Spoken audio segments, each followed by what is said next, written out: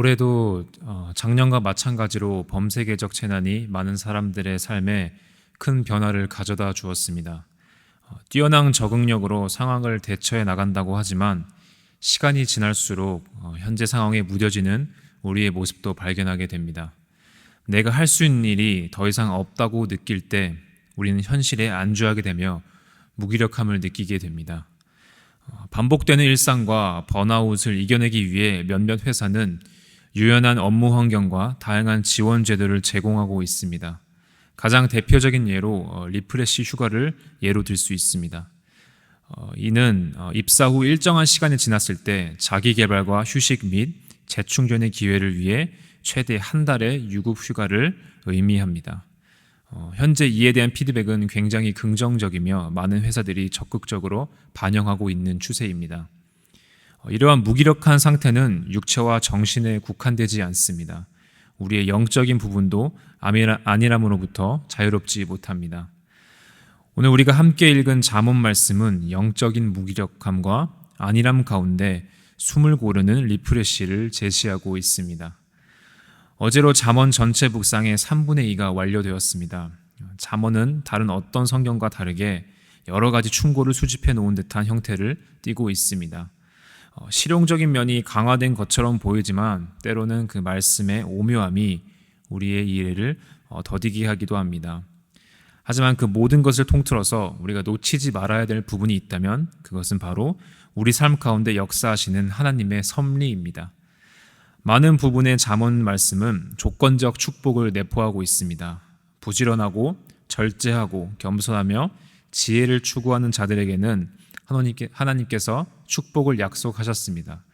하지만 반대로 게으르고 방탕하며 자신의 이익을 추구하는 자들은 하나님께서 약속하신 축복을 누리지 못한 채 고립된 생활을 하게 됩니다.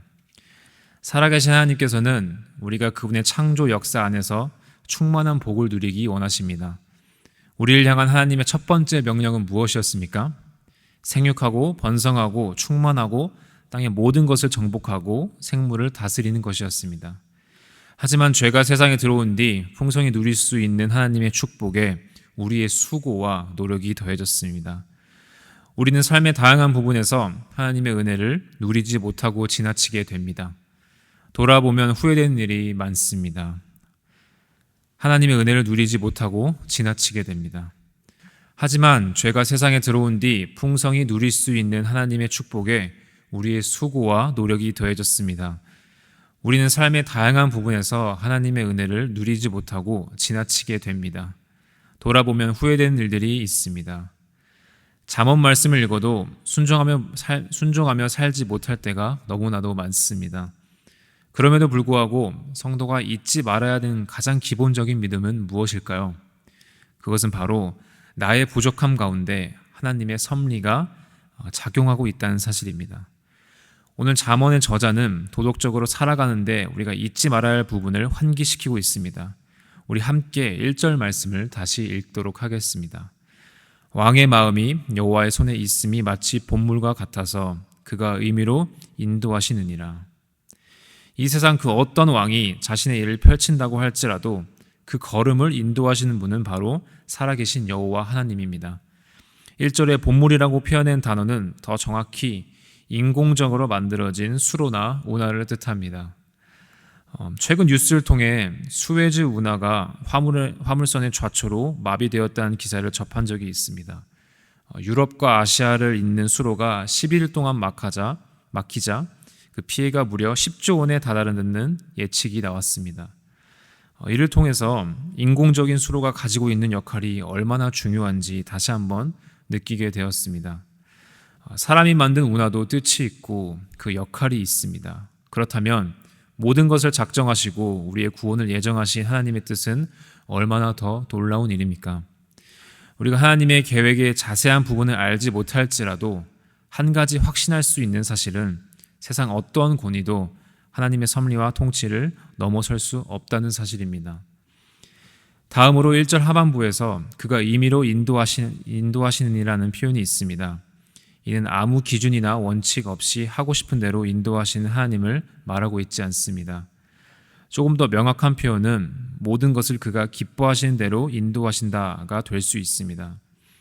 우리는 이 사실을 요셉의 인생을 통해서 알 수 있습니다. 요셉은 그의 형제들에게 버려졌지만 애굽의 시위관장 보디발의 신임을 받아 그의 집을 관리하는 총괄자가 되었습니다. 하지만 또 곧이어 누명을 씌고 감옥에 가둬지게 되었습니다. 하나님의 인도하심 가운데 애굽의 총리가 되는 놀라운 일이 계속해서 벌어지게 되고 그 후 그의 가족들과 다시 재회할 때 그는 어떻게 고백했을까요? 창세기 50장 20절입니다. 당신들은 나를 해하려 하였으나 하나님은 그것을 선으로 바꾸사 오늘과 같이 많은 백성의 생명을 구원하게 하시려 하셨나니. 오늘도 여호와 하나님은 우리를 선하신 길로 인도하십니다. 그 길은 하나님께서 기뻐하시는 길입니다. 우리의 모든 계획과 행동이 하나님께서 기뻐 받으시는 순종으로 거듭나길 기도합니다. 마지막으로 하나님의 인도하심은 이 세상에서 두 가지 방법으로 펼쳐집니다. 바로 3절에 나온 공의와 정의입니다. 공의라는 단어는 사람이 기본적으로 지켜야 하는 질서와 공정과 평등을 의미합니다. 다른 말로 공의가 우리 가운데 잘 지켜진다면 정의는 필요가 없어집니다. 하지만 죄가 들어온 현실은 그렇지 못합니다. 깨어진 세상 속 많은 사람들은 진정한 의미의 공의를 실천하고 있지 않습니다. 그러므로 우리에게 필요한 것은 바로 하나님의 정의입니다. 창세기를 시작으로 요한계시록까지 관통하는 성경의 큰 주제 중 하나는 바로 약자들의 필요를 무시하지 않고 궁핍한 자들에게 깊은 관심을 베푸는 것입니다. 우리에게 주어진 하나님의 공의와 정의는 하나님의 선하신 뜻입니다. 이를 무시한다면 우리는 진정한 그리스도인으로 거듭날 수 없습니다.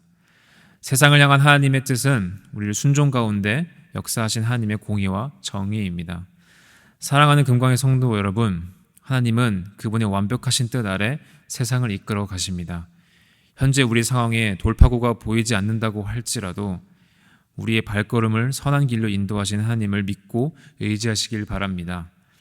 계속해서 묵상하는 잠언 말씀이 도덕적인 권면에 그치지 않으려면 우리의 마음의 현주소가 어디에 있는지 돌아봐야 합니다. 혹시 현재 내가 영적 침체기에 접어들었다면 오늘 말씀을 통해 숨을 고르고 생기를 되찾는 시간이 되시길 소망합니다. 함께 기도하겠습니다.